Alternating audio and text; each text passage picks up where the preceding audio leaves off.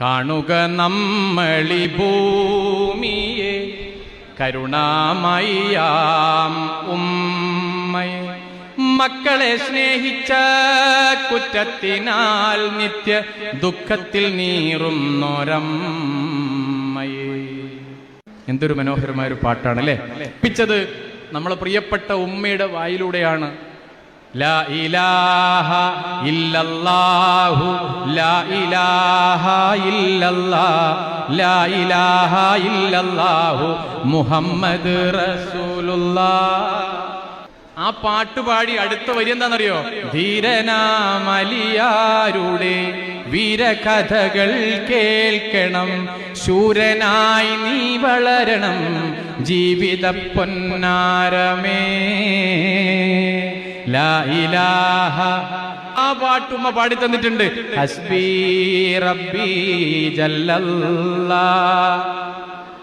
എല്ലാ പാട്ടും നമുക്ക് പാടിത്തന്നത് പ്രിയപ്പെട്ട സ്നേഹനിധിയായ കരളിന്റെ കഷ്ണമായ പ്രിയപ്പെട്ട ഉമ്മ പാടിത്തന്ന പാട്ടാണ്. ആ പാട്ട് പാടിയ അത് ഓർമ്മിക്കാതെ ഉമ്മാനെ നമ്മൾ എന്തൊക്കെ വടക്ക് പറയുന്നു പ്രിയപ്പെട്ടവരെ. ആ പ്രിയപ്പെട്ട സ്നേഹനിധിയായ വാത്സല്യനിധിയായ സ്നേഹക്കടലായ ഉമ്മാനെ നമ്മൾ എന്തെല്ലാം ചെയ്യുന്നു, എന്തെല്ലാം തെറി വിളിക്കുന്നു പ്രിയപ്പെട്ടവരെ.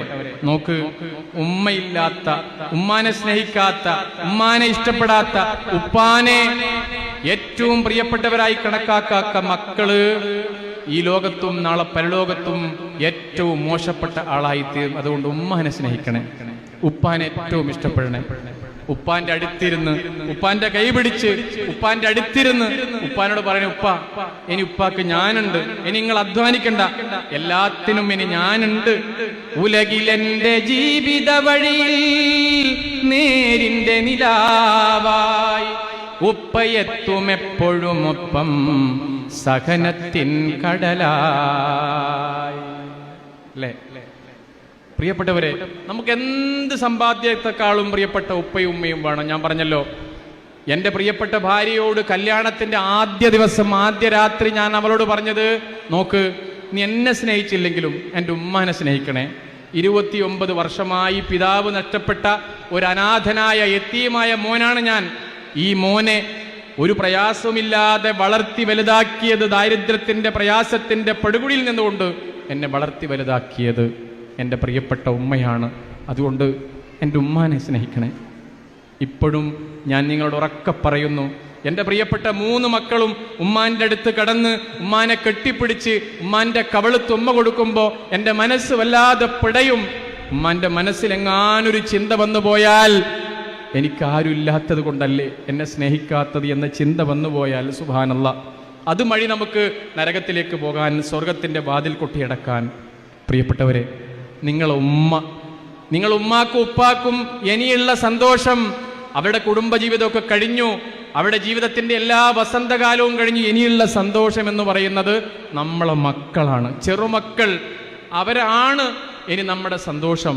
ഇനി അവരാണ് നമ്മളെ പ്രിയപ്പെട്ട ഉപ്പാന്റെയും ഉമ്മാന്റെയും ജീവിതത്തിന്റെ സന്തോഷമായി ഭവിക്കേണ്ടത്. അവരുടെ ചിരിയും അവരുടെ കളിയും അവരുടെ കുസൃതിയും അവരുടെ കുറുമ്പും കണ്ടുകൊണ്ടായിരിക്കണം ഉമ്മയും ഉപ്പയും ജീവിതത്തിൽ മുന്നോട്ട് പോകേണ്ടത്. ഉമ്മാന്റെയും ഉപ്പാന്റെയും മനസ്സിലെങ്ങാനൊരു ചിന്ത വന്നു പോയാൽ, എൻ്റെ മക്കൾക്ക് ഞങ്ങളൊരധികം പറ്റാകുന്നുണ്ടോ, പടച്ചോനെ ഒരിയാനെ എങ്ങനെയെങ്കിലും മരിച്ചു പോയാൽ മതിയായിരുന്നു എന്ന് അവരുടെ മനസ്സങ്ങ് മന്ത്രിച്ചു പോയാൽ, സുബ്ഹാനല്ലാഹ്, അതോടുകൂടി നമ്മുടെ ജീവിതം അവസാനിച്ചു. പ്രിയപ്പെട്ടവരെ, ഉമ്മ എൻ്റെ പൊന്നുമ്മയാ, എന്നുമെന്നുമെൻ ജീവനാ. ഉമ്മ മരിച്ചു പോയാലുണ്ടല്ലോ, ഉമ്മ ഈ ലോകത്തുനിന്ന് പിരിഞ്ഞു പോയാലുണ്ടല്ലോ, ഞാൻ അനുഭവിക്കാറുണ്ട്. ഒരുപാട് സുഹൃത്തുക്കൾ ഈ കാസർഗോഡ് പ്രദേശത്ത് തന്നെ വിളിച്ചു പറയാറുണ്ട്, നവാസ്ക, നിങ്ങൾ എന്തു പറഞ്ഞാലും നിങ്ങളെ പ്രസംഗവും പാട്ടും ഉമ്മാനെക്കുറിച്ചുള്ള സംസാരവും കേൾക്കുമ്പോൾ കണ്ണിങ്ങനെ നിറയാതെ ഒഴുകിപ്പോകുന്നു. വയസ്സൊക്കെ ഉണ്ട് ഉമ്മാക്ക്, പക്ഷെ ഉമ്മ പിരിഞ്ഞു പോയപ്പോണ്ടല്ലോ.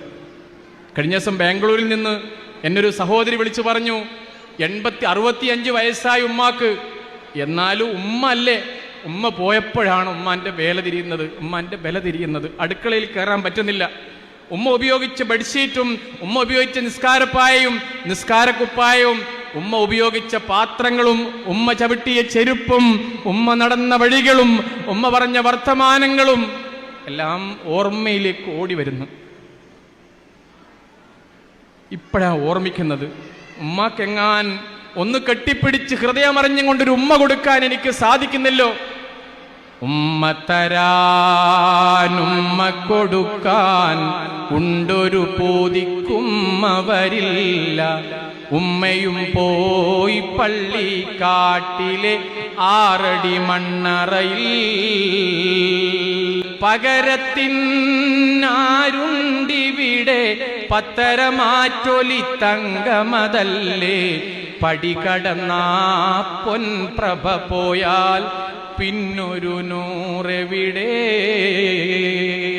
ഉമ്മ നട്ടതും ഉമ്മ നനച്ചതും ഉമ്മ നൂലിൽ കോർത്തതും. നമ്മുടെ വിചാരിക്കൂ, ഉമ്മ ചീത്ത പറയാൻ വഴക്ക് പറയാൻ ഉമ്മ ഉണ്ടായിരുന്നെങ്കിൽ വഴക്ക് പറഞ്ഞാലും ഇല്ല. എത്ര വിളിച്ചാലും ആ മുഖത്ത് എപ്പോഴെങ്കിലും ഒരു ദേഷ്യമുണ്ടോ? മോനെ അസ്സലാം അലൈക്കും, അമ്മ വരുന്നുണ്ട്. ഒന്ന് മുന്നിൽ കാണാതായാൽ